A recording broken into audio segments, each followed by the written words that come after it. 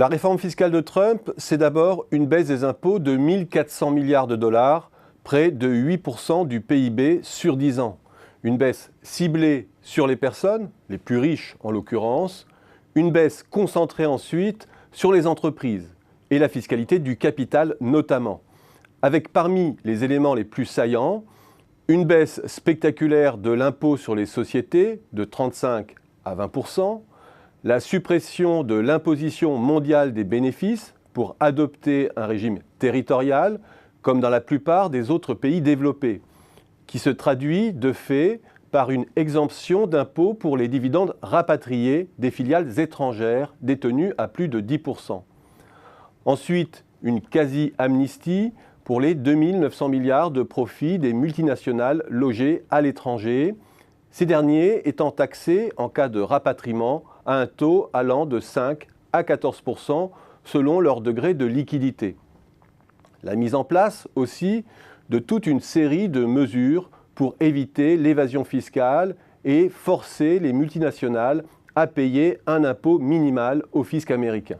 Et enfin, un amortissement sur 1 an des dépenses d'investissement pour les 5 ans à venir.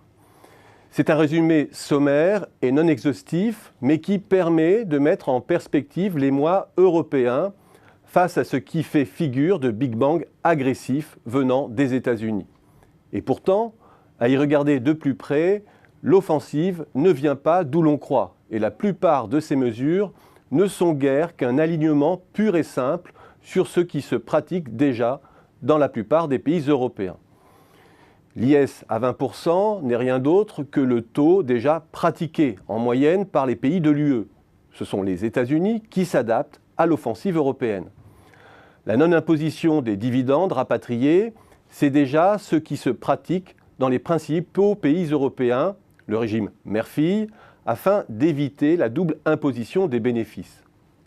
L'amnistie ou les dérogations fiscales pour les grands groupes, c'est déjà ce que permet l'Europe de façon opaque à travers le tax ruling, comme l'a pointé l'affaire des LuxLeaks en novembre 2014.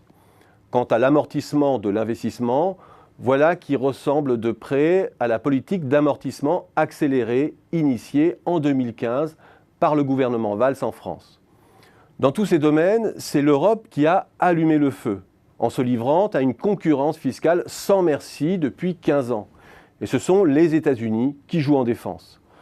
L'Europe cherche déjà la parade, mais nous n'assistons là finalement qu'à une extension du domaine de la lutte fiscale européenne à l'échelle de la planète, avec l'attractivité comme alpha et oméga de la politique fiscale des pays avancés.